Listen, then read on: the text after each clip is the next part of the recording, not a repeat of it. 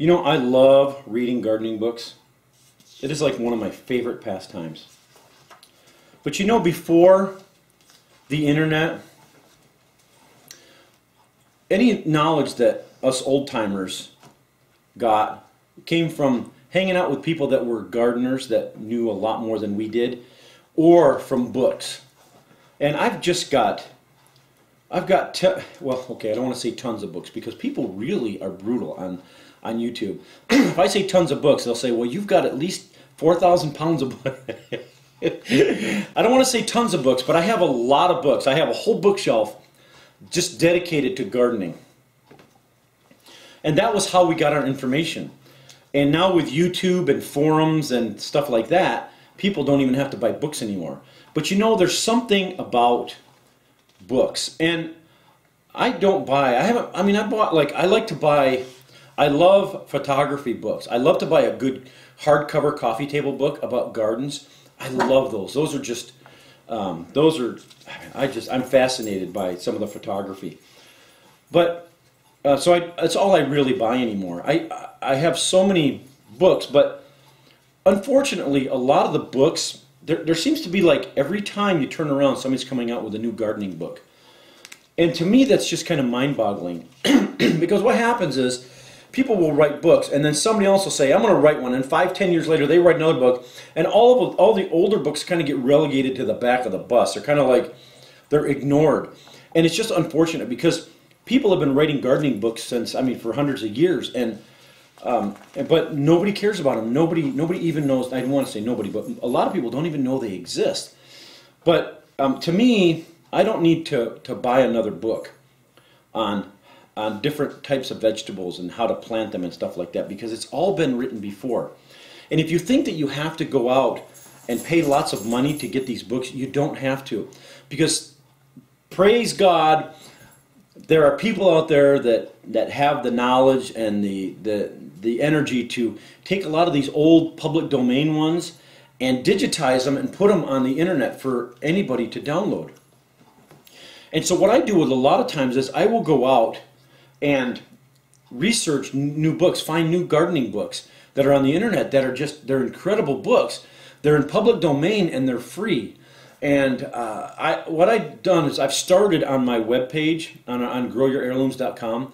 I started a page of just gardening books, free ebooks that people can go out and read for free, and they don't cost you anything. So if you have, like, Project Gutenberg is a good place to go out and get free ebooks. Google Books is another good place. And so if you just go out to my page, what I'm going to do is every weekend I go out and I look for another book or two, and I try to add to it. So I've got a bunch of my favorite, out of hundreds of books that are out there, I've got quite a few of my favorite ones out there, and I'll just keep adding to it as it goes along. So keep watching out there on that page. I'll put a link below to that page to go out and find those books. And the beauty of it is, like, if you have like a Google account, which of course you have a Google account because you're, well, no, I guess you could watch YouTube without a Google account, can't you? But if you have like internet access with a tablet or your phone, you just log into your Google account. Like right here, I log into my Google account, and right there it shows up all of my books that I've got in my library. And you don't have to purchase these. They're free. They're public domain. And so, like, you take some of these old ones. Here's a good one. Grow Your Own Vegetables by Stanley Curry Johnson, 1918. Nobody would know that this book even existed. I love this book. If you go out and you read this book, it's just it's incredible knowledge that these old people that had, and they took all the time to write these books, and it just seems like a lot of people don't care. You can go out and learn everything about gardening that you need to know for free. So, like here, I log into my Google account, Grow Your Own Vegetables. Okay, I click on that, and then I open it up, and you just start reading it, and it's free. And it's funny to watch. It's funny to look at some of the things that go on. Like, this is 1918. So it starts out here, securing your plot. The demand for plots shows no signs of abating. In fact, during the next 2 or 3 years, we may anticipate a great influx of eager recruits, all keen on making their little patch a friendly rival to the Garden of Eden. Is that incredible? Here's 1918, and they're talking about people, more and more people wanting to grow their own vegetables. Is that the complete antithesis of what's going on in our culture now? Nobody wants to grow anymore.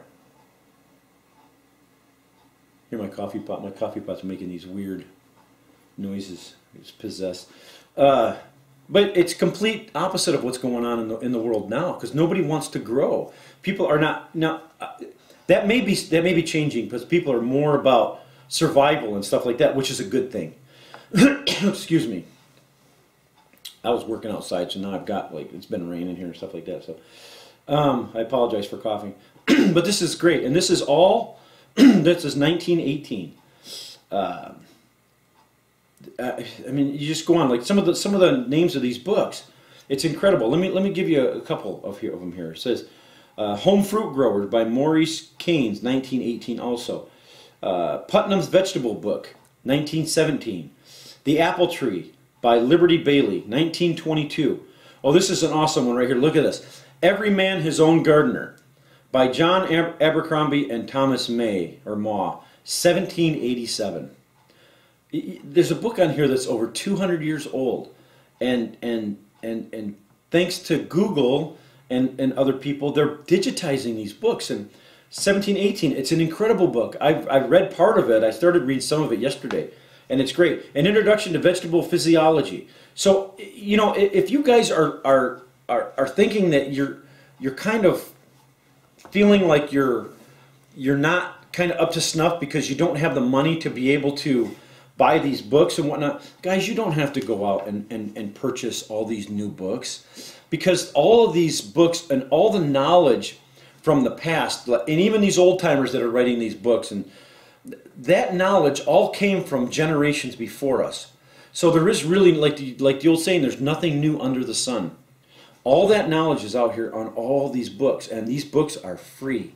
So I wanted to let you guys know about that. Now, there are a couple things I think we should stay on top of, like canning. Okay, there's books on preserving, and so maybe about canning, I think we've learned a little bit more, and so I think we're using a little bit more knowledge than we did before about not getting botulism and things like that, because I think a lot of people were just using wax canning and stuff like that, and just water bath and wax and stuff like that. And now we have pressure canners and stuff. So I think that you just got to be careful about things like that. But as far as all the things, I mean, there's books about all the different types of vegetables, and some of them I've never even heard of, and a lot of the old heirlooms, and there's books on fruit growing, and apples and oranges and things like that, pears. There's a book out there just on pears written 100 years ago. So I'm going to start putting these on my website, and I'm going to update it frequently.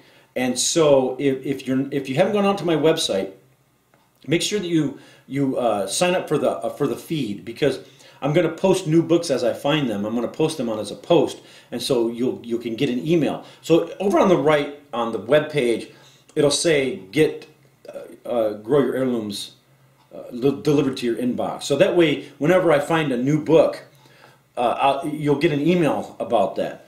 And if you don't want to sign up for the email, I understand that. So just keep going out to the page and checking frequently, because I'm going to try to keep posting, and I'm going to go out and research a lot of these.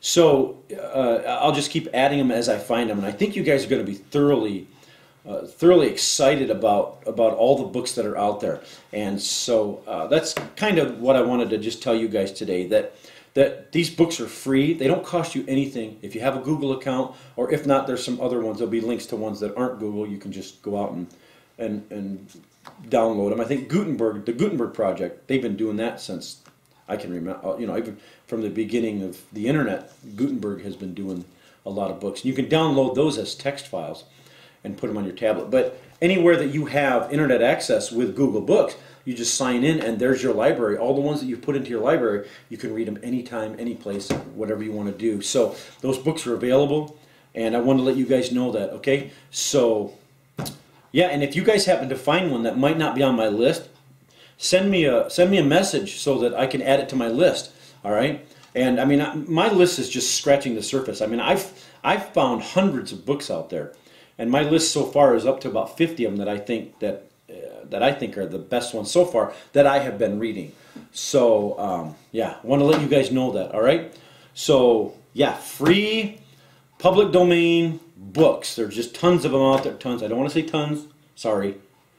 Lots and lots of books out there. So, all right. Well, thanks a lot for watching, guys. We'll catch you next time.